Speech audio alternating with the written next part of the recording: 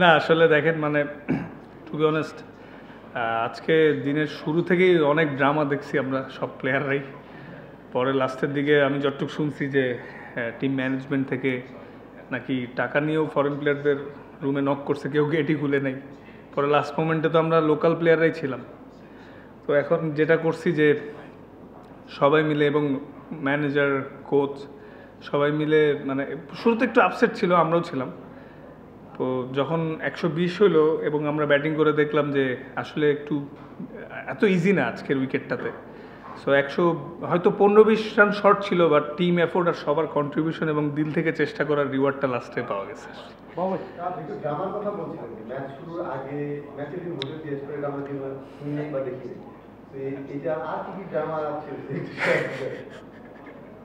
না আমার লাইফেও নতুন একটা এক্সপিরিয়েন্স হলো যে ম্যাচের দিন মানে আমি যতটুকু শুনছি যে আমাদের নাকি বুকিং দেওয়া ছিল শেরাটনে, তো পরে ওয়েস্টিনে ছিল। পরে নাকি বুকিং দেওয়ার কারণে ওয়েস্টিনে নাকি সব রুমগুলো বুক হয়ে গেছিলো, এটা আমি যেটা শুনছি। পরে আমরা হোটেল চেঞ্জ করলাম, চেঞ্জ করে যাওয়ার 2 ঘন্টা আগে শুনি ফরেন প্লেয়ার কেউ যাবে না। ঠিক আছে, তো তখন আমাদের বোর্ড থেকে ফোন দিয়ে বললো যে তোমরা আসো, অ্যাটলিস্ট খেলো। ফরেন প্লেয়ারদেরকেও ফোন করেছিল আমাদের বোর্ড থেকে, বলছে পেমেন্ট ইস্যু না, ক্লিয়ার হয়ে যাবে, বাট তাও তারা আসে নাই। তো শুরুর দিকে আমরা মোরালি একটু ডাউন এবং ডিস্টার্ব ছিলাম, বাট পরে তো দেখলেনি জিতে গেলাম আল্লাহর রহমতে। একটা স্টেজে গিয়ে ক্যাপ্টেন্সি পাওয়া, তারপরে এরকম একটা সমস্যার সংকুল পরিবেশ আপনি বলেই এসেছেন, এগুলো তো নতুন করে বলার দরকার নেই। এরকম একটা অবস্থায় একটা টিমকে মোটিভেটেড করা এবং মোটামুটি এখন অনেকটা মানে কি বলবো ওয়ার্ল্ড অফ সুপার ফোর, এই পুরো ব্যাপারটা অ্যাজ এ ক্যাপ্টেন আপনি এটাকে খুব চ্যালেঞ্জিং ছিল না, আপনি এনজয় করেন? না, আমি আসলে প্রত্যেকটা মোমেন্ট এনজয় করার চেষ্টা করেছি। কারণ দেখেন আসলে এনজয় করা ছাড়া তো ওয়ে নাই, যেহেতু ক্রিকেটই আমার ব্রেড অ্যান্ড বাটার আর প্যাশন। হ্যাঁ, তো মাঠে আমরা এনজয় করছি সবাই। হয়তো আমাদের লোকাল প্লেয়ারও কিন্তু তেমন বিগ নেমস নাই, 2-3 জন ছাড়া ফরেন প্লেয়াররা খেলে নাই। সো আমরা সবাই বলছি লেটস ট্রাই।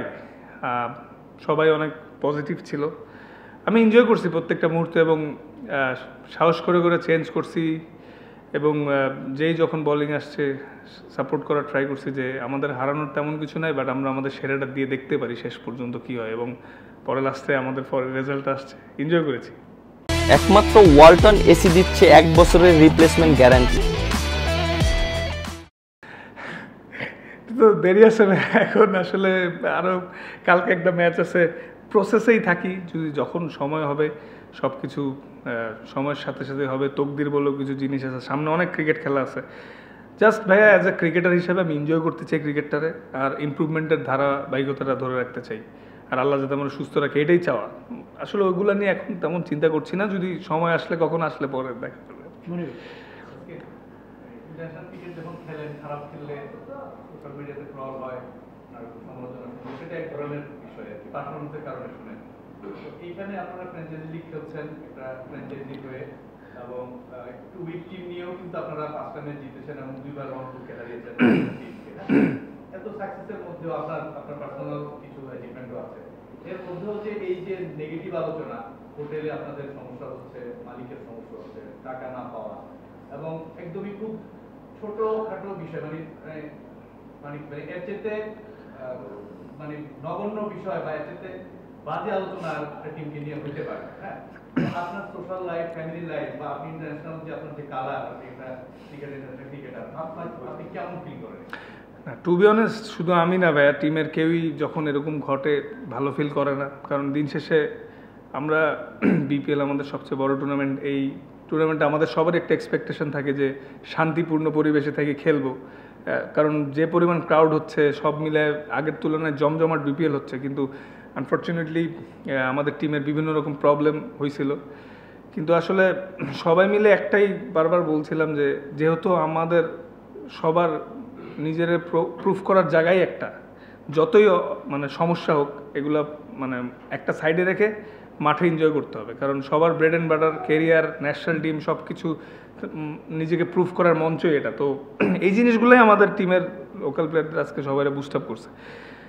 বাট ফিলিংসটা অবশ্যই নাইস তা, কিন্তু এর মধ্যে দিয়ে আমরা চেষ্টা করে যাচ্ছি। হ্যাঁ।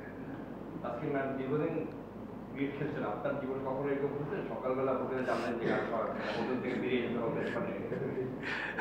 হয় নাই, হয় নাই, অনেক কিছুই নতুন এক্সপিরিয়েন্স হচ্ছে। আমার মনে হয় এইরকম প্রেশারে এত সমস্যার মধ্যে দিয়ে খেলাটা এটা আরও ফিউচারে উপকারে আসবে। এত চাপের মধ্যে ভালো খেলতে পারলে সামনে খেলাটা অনেক সহজ হয়ে যায়। না, আমরা সবাই যেটা জানি ভ্যালেন্টাইন গ্রুপের শফিক সাহেব এই টিমের ওনার, এটাই আমরা সবাই এটা জানি আর কি। আজকে থ্রুআউট ইউর বিপিএল ক্যারিয়ার অনেক সময় দেখা যায় যে আপনি মানে থ্রু ড্রাফট কিংবা অপশন যেভাবে হোক মানে ভালো টিমে আপনার আসলে কোনো যেন ম্যাচ হয় না, কুমিল্লা বা রংপুর এরকম একটা ভালো টিম, যে ভালো আপনার কো প্লেয়াররাও ভালো থাকবে, এরকম একটা টিমে হয় না। ওনার সিলেটে ছিলেন, সেখানেও একটা মনে হয় আর্লি হোটেল ছেড়ে চলে আসতে হচ্ছিল, টাকা পয়সা নিয়ে গাঁজা হচ্ছিল, এইবারও একটা স্ট্রাগলিং টিমের সাথে আছেন। সবকিছু মিলাই কি মনে হয় যে বিপিএল এর যদি আপনার টিমের সঙ্গে কম্বিনেশনটা ভালো হয়, ওই ম্যাচআপটা ভালো হলে তো পারফরম্যান্সটা আরো বেটার হতে পারতো এই টুর্নামেন্ট? জি, এটা কিছুটা আনফরচুনেট। এই নিয়ে 4টা সিজন ব্যাক টু ব্যাক বড় টিমে খেলার সুযোগ হয়নি, যার কারণে তো এই বছর ড্রাফটে গেলাম। ড্রাফটেই ফার্স্ট পিকই আছে আমাকে পিক করে। তো এখন আসলে যেহেতু আর কয়েকটা ম্যাচ আছে, এগুলো এনজয় করতে চাচ্ছি। মানে আফসোস করলে ভাই, আফসোস করা ছাড়া তো কিছু নাই। বাট নিজের মোটিভেট করতে হয় যে প্রসেসেই থাকি, কিছু করার নেই, জিনিসটা কন্ট্রোলে নেই। হয়তো আল্লাহ ছেলে ভবিষ্যতে বড় টিমরা যদি মনে করে আমি তাদের নেওয়ার মতো প্লেয়ার হয়তো একসময় নেবে। আপনি শেখ ক্যাপ্টেন এবং আপনার এক ধরনের কলিগ এখন যারা মানে বিদেশি ক্রিকেটাররা আছে মাঠে আসে না, তো আপনার কি তাদের জন্য একটা সহমর্মিতা ফিল হয়েছে বা আপনার তাদের সঙ্গে কোনো কনভারসেশন হয়েছে কিনা, বিদেশ থেকে এসে কোনো ধরনের টাকা পাচ্ছে না বা এই ধরনের? না, আসলে দেখেন আমাদেরকেও তো আজকে চেক দেওয়া হয়েছে রেস্ট অফ দ্য 25%, কালকে আমরা প্লেস করব।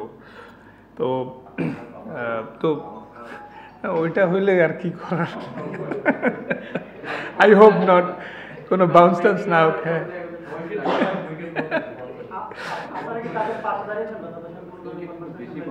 না এই উইকেটের মতো বাউন্স করলে চেক প্রবলেম আছে। আই হোপ এমন করবে না, ঠিক আছে, ইনশাল্লাহ আমরা সবাই পাবো। তো না আসলে ভাইয়া দেখেন, মানে খারাপ তো লাগছিল ফরেন প্লেয়ার নিয়ে খেলতে চাই। পরে লাস্টে বোর্ডে আমরা রিকোয়েস্ট করছি যে আমাদেরকে লোকাল প্লেয়ার নিয়ে খেলতে দেওয়ার সুযোগ হোক, কারণ এখানে আমাদেরও তো ক্যারিয়ারের বিষয়। পরে বোর্ড অ্যাগ্রি করছে, বাট জিনিসটা আমাদের জন্য সুখকর ছিল না শুরুতে, বাট পরে ম্যাচটা জিতাতে একটু স্বস্তি পাওয়া গেল। পরের ম্যাচটা কালকে মানে পরের ম্যাচে আপনাদের ফরেন ক্রিকেটারদের নিয়ে নামার কোনো ভাবনা আছে কিনা, বা আপনাদের এই দেশি ক্রিকেট? ভাই আসলে তো এখনো হোটেলে যাইনি, তো আই হোপ ম্যানেজমেন্ট যদি তাদেরকে পে করতে পারে এবং তারা যদি আসলে তো আমাদের দলের জন্য ভালো হবে। আরও চাবো ডেফিনেটলি ওরা আসুক, আমাদের মানে অ্যাটলিস্ট 2-3 জন ফরেন প্লেয়ার হইলেও টিমটা আরও স্ট্রং হবে। বাট এটা আসলে এখন বলতে পারছি না, যেহেতু হোটেলে যাই না। ম্যানেজমেন্টরা যদি ওদের পে করে দেন ওরা আসতেও পারে। হ্যাঁ, শেরাটন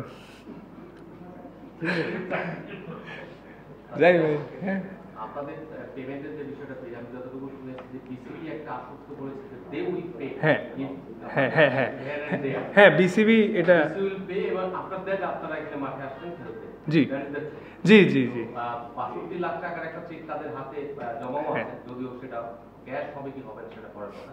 বাট এই অ্যাসুরেন্সটা আপনাদের জন্য অনেক বেশি স্বস্তির। জি জি, আসলে সবাই যখন আমরা অনেক ওয়ারিড ছিলাম তখন ফারুক স্যার ফোন করে আমাদেরকে এটা মানে ইনশিওর করেছে যে টাকা পাইতে দেরি হলেও কোনো প্রবলেম নাই, ক্রিকেট বোর্ড পে করবে, তোমরা সবাই মন দিয়ে খেলো। এটাই, তারপর আমরা একটু স্বস্তি পাইছি।